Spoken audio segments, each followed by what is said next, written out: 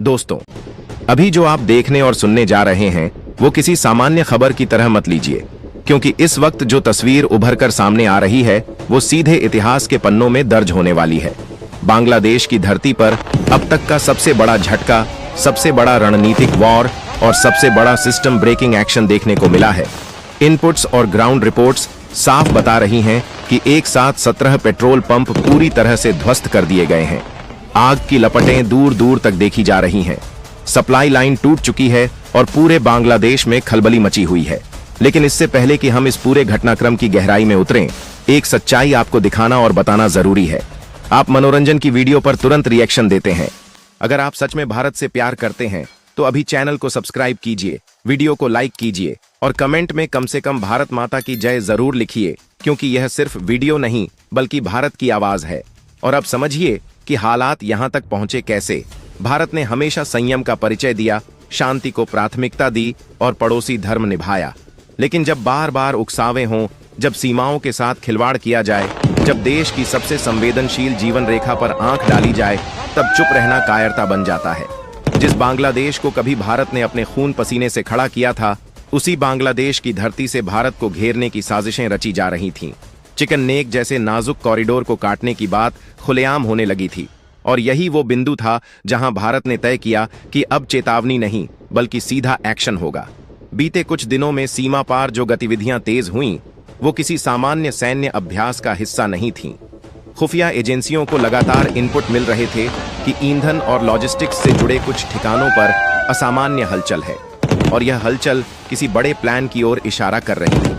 और जब किसी भी युद्ध या टकराव में दुश्मन की तैयारी उसकी सप्लाई से शुरू होती है, तो उसे वहीं रोकना सबसे बड़ा मास्टर स्ट्रोक होता है। इसी सोच के साथ एक बेहद सटीक और सीमित लेकिन जबरदस्त असर वाला ऑपरेशन प्लान किया गया। सबसे पहले उन इलाकों को निष्क्रिय किया गया जो लंबे समय से भारत विरोधी गतिविधियों के केंद्र बने हुए थे। इसके बाद वो वॉर हुआ जिसने पूरे समीकरण को पलट दिया।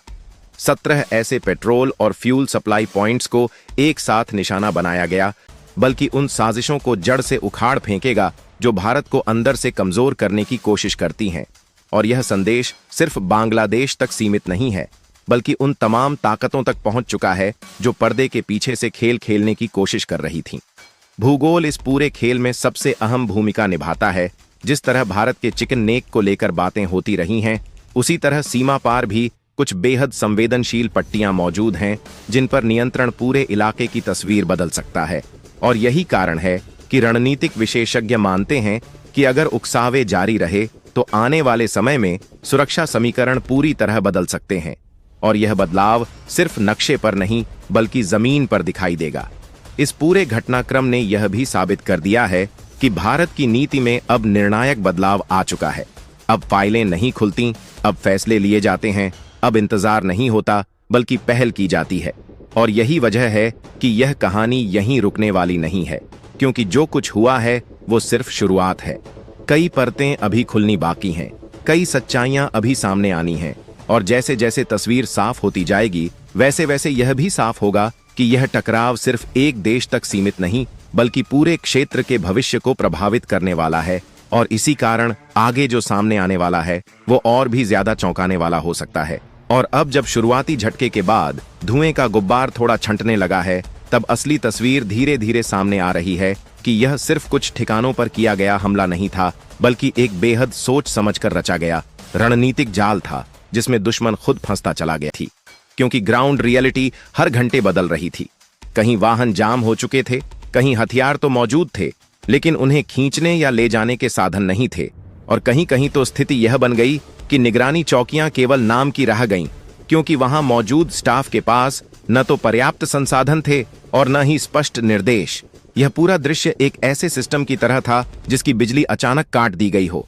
बाहर से सब कुछ खड़ा दिखाई दे रहा हो लेकिन अंदर से सब ठप हो चुका हो। और इसी ठहराव का फायदा भारत ने रणनीतिक स्तर पर उठाना शुरू किया, क्योंकि जब सामने वाला असमंजस में होता है तब हर सेकंड कीमती होता है। इसी बीच जो दूसरी बड़ी बात सामने आई वह यह कि यह कार्रवाई किसी भी तरह से अंधाधुंध नहीं थी। न तो आम नागरिक इलाकों को निशाना बनाया गया और न ही ऐसी कोई हरकत की गई जिससे अंतर्राष्ट्रीय स्तर पर तुरंत उंगलियां उठ सकें। यह एक साफ संदेश देने वाली सीमित लेकिन निर्णायक कार्रवाई थी। और यही कारण है कि वैश्विक मंच पर भी प्रतिक्रियाएं बेहद संभली हुई रहीं।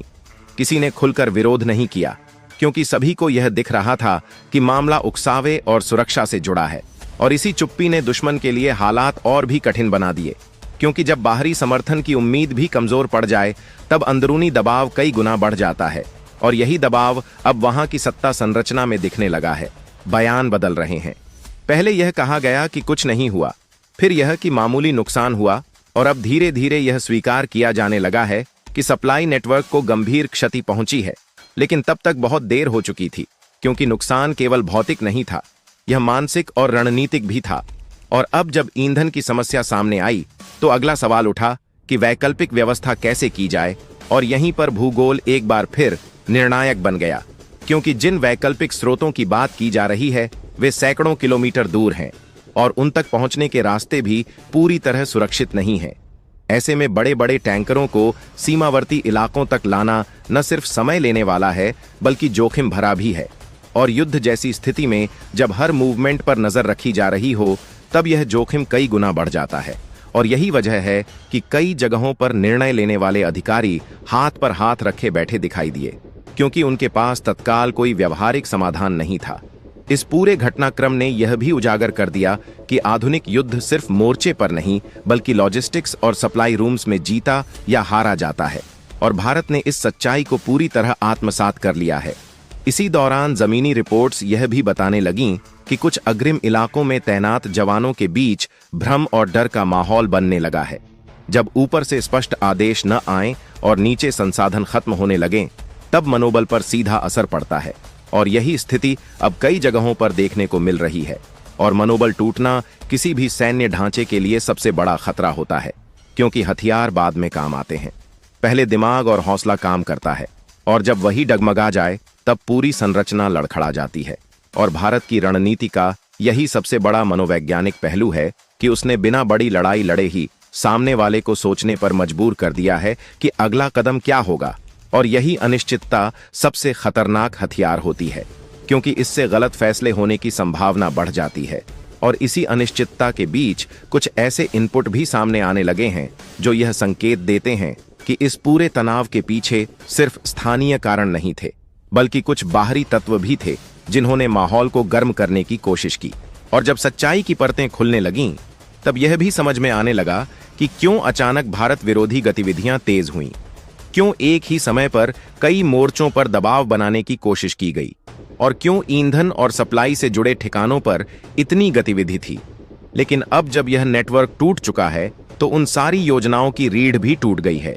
और यही कारण है कि अब घटनाक्रम एक नए चरण में प्रवेश कर चुका है, जहां सवाल यह नहीं रह गया कि क्या हुआ, बल्कि यह बन गया है कि आगे क्या होगा। और यही सवाल इस पूरे क्षेत्र की राजनीति और सुरक्षा समीकरण को नई दिशा देने वाला है, क्योंकि जब एक बार संतुलन टूट जाता है तो उसे पुराने तरीके से बहाल करना आसान नहीं होता। और इसी बदलते संतुलन के साथ कहानी आगे बढ़ती चली जा रही है, और अभी बहुत कुछ सामने आना बाकी है। और जैसे जैसे समय आगे बढ़ता जा रहा है, वैसे वैसे इस पूरे घटनाक्रम की परतें और गहरी होती चली जा रही हैं, क्योंकि अब यह सिर्फ सीमा पर हुई एक कार्रवाई का मामला नहीं रह गया है, बल्कि इसके पीछे छिपी सोच, रणनीति और लंबे समय से तैयार की जा रही उस शतरंजी चाल की तस्वीर भी साफ होने लगी है, जिस पर महीनों से काम किया जा रहा था। जिन इनपुट्स को पहले महज चेतावनी मानकर नजरअंदाज किया जा रहा था, अब वही इनपुट्स एक एक करके सही साबित होते दिख रहे हैं। यह साफ समझ में आने लगा है कि ईंधन और सप्लाई नेटवर्क को निशाना बनाना कोई तात्कालिक निर्णय नहीं था, बल्कि यह उस व्यापक योजना का हिस्सा था जिसका उद्देश्य दुश्मन को लड़ने से पहले ही थका देना था। जब फील्ड पर मौजूद यूनिट्स को यह एहसास होने लगता है कि उनके पास सीमित संसाधन हैं और ऊपर से कोई स्पष्ट दिशा नहीं आ रही, तब सबसे पहले अनुशासन ढीला पड़ता है, फिर डर पैदा होता है, और उसके बाद भ्रम। और यही तीनों तत्व किसी भी सैन्य ढांचे को भीतर से तोड़ने के लिए काफी होते हैं। इसी क्रम में अब जो सूचनाएं छनकर बाहर आ रही हैं, वे यह इशारा कर रही हैं कि कई अग्रिम इलाकों में कमांड चयन ठीक से काम नहीं कर पा रही है।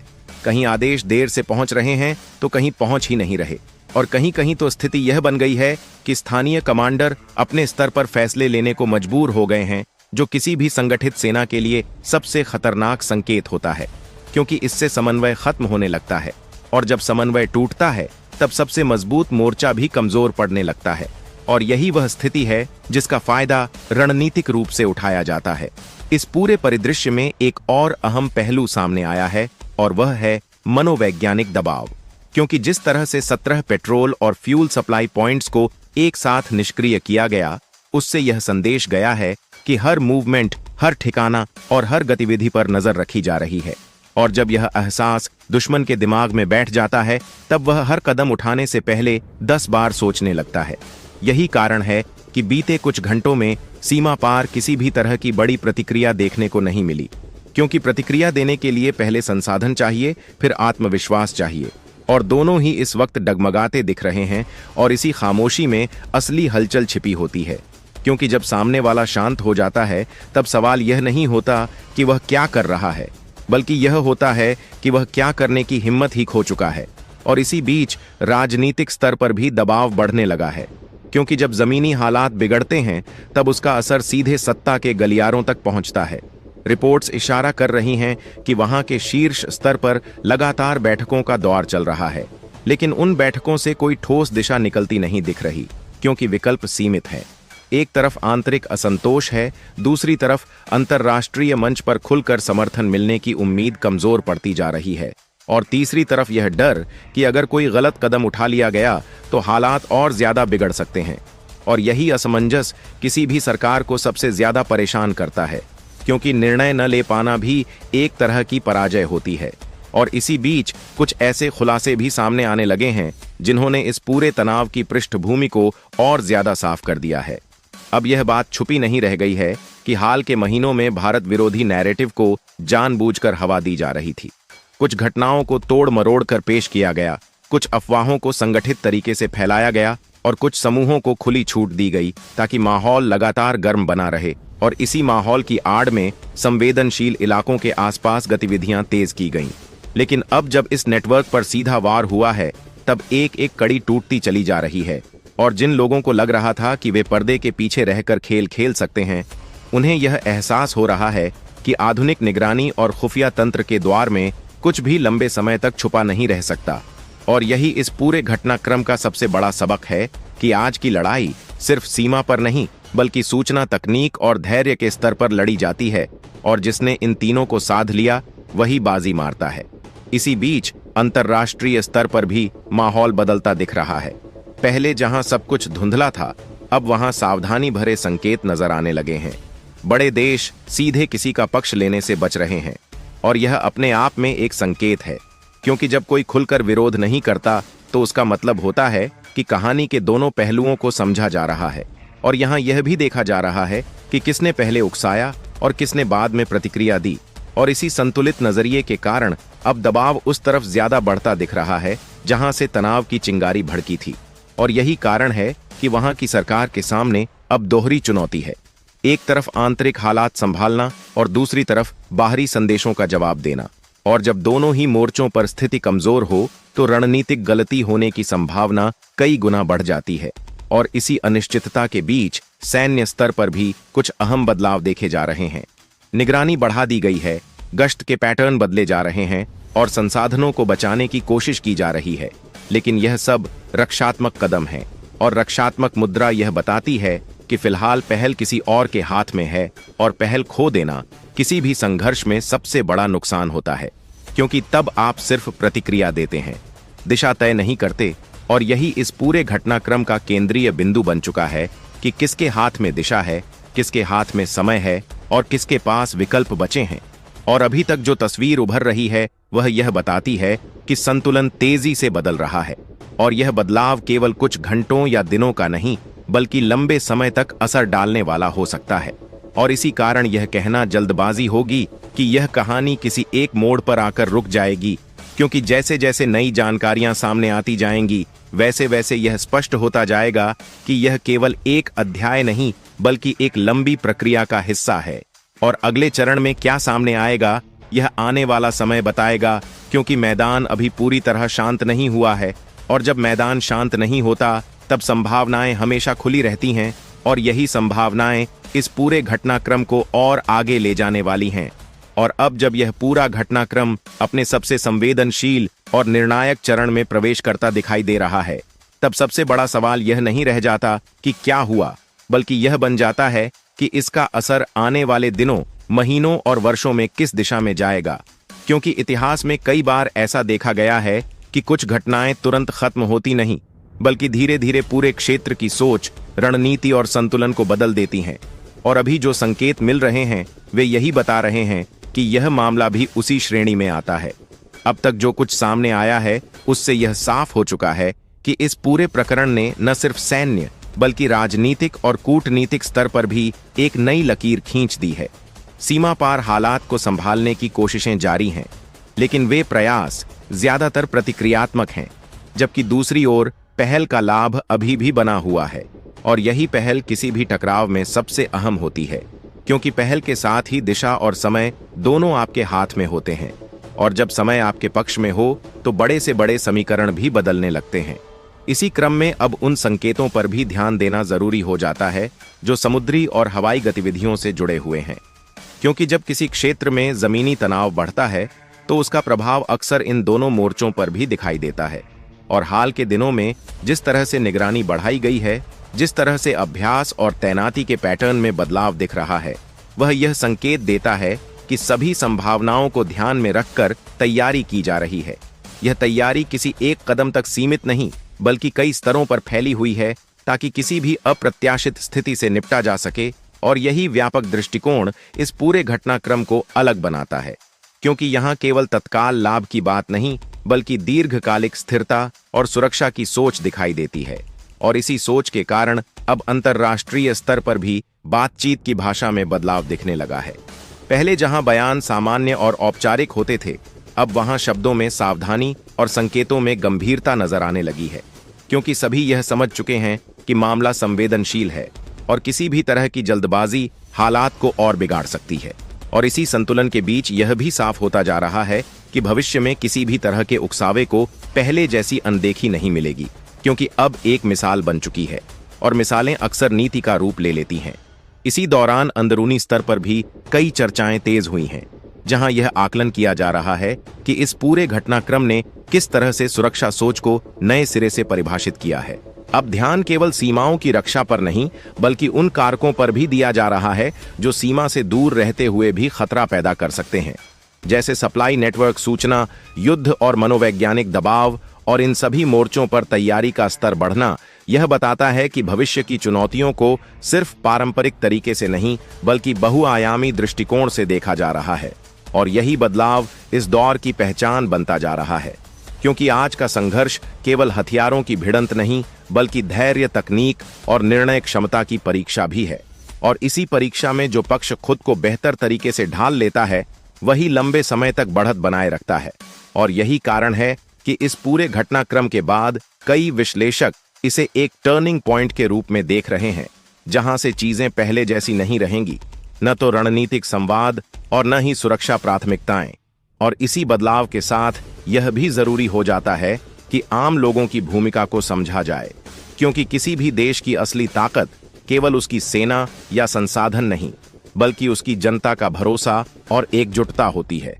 और जब लोग यह महसूस करते हैं कि फैसले उनके हित और सुरक्षा को ध्यान में रखकर लिए जा रहे हैं, तब उनका मनोबल भी मजबूत होता है। और यही मनोबल आगे चलकर किसी भी चुनौती का सामना करने में सबसे बड़ा सहारा बनता है। और इस संदर्भ में यह भी देखा जा रहा है कि इस पूरे घटनाक्रम ने जनमत को एक खास दिशा में मोड़ा है, जहां सुरक्षा और स्थिरता को सर्वोच्च प्राथमिकता के रूप में देखा जा रहा है। और यह बदलाव केवल कुछ दिनों का नहीं, बल्कि लंबे समय तक असर डालने वाला हो सकता है, क्योंकि जब एक बार सोच बदलती है तो नीतियां भी उसी के अनुरूप ढलने लगती हैं। और इसी क्रम में आने वाले समय में कई ऐसे फैसले देखने को मिल सकते हैं जो इस क्षेत्र की तस्वीर को और स्पष्ट करेंगे। लेकिन अभी के लिए इतना तय है कि जो हुआ है वह केवल एक घटना नहीं, बल्कि एक संदेश है। और संदेशों का असर तब तक रहता है जब तक उन्हें गंभीरता से लिया जाता है। और फिलहाल जो माहौल है वह यही दिखाता है कि इस संदेश को हल्के में लेने की कोई गुंजाइश नहीं है। और यही वजह है कि सभी पक्ष सतर्क हैं। हर कदम को तौल कर रखा जा रहा है और हर बयान को सोच समझ कर दिया जा रहा है, क्योंकि एक छोटी सी चूक भी बड़े परिणाम ला सकती है। और यही इस दौर की सबसे बड़ी सच्चाई है कि संतुलन नाजुक है लेकिन स्पष्ट है और दिशा तय होती दिखाई दे रही है। और जब दिशा तय हो जाए तो यात्रा अपने आप आगे बढ़ती रहती है, बिना यह बताए कि उसका अगला पड़ाव कहाँ होगा। और यही अनिश्चितता इस पूरे घटनाक्रम को जीवित रखती है, क्योंकि जब तक सब कुछ साफ नहीं हो जाता तब तक सवाल बने रहते हैं, और सवाल बने रहना ही इस कहानी को आगे ले जाता है। क्योंकि अभी बहुत कुछ देखा जाना बाकी है, बहुत कुछ समझा जाना बाकी है और बहुत कुछ तय होना बाकी है। और यही कारण है कि यह प्रवाह यहीं थमता नहीं बल्कि आगे की ओर बढ़ता रहता है। जैसे समय बढ़ता जाता है वैसे वैसे नई सूचनाएं, नए संकेत और नई संभावनाएं सामने आती रहेंगी, और इसी क्रम में यह पूरा घटनाक्रम अपनी अगली परत खोलने के लिए तैयार दिखाई देता है।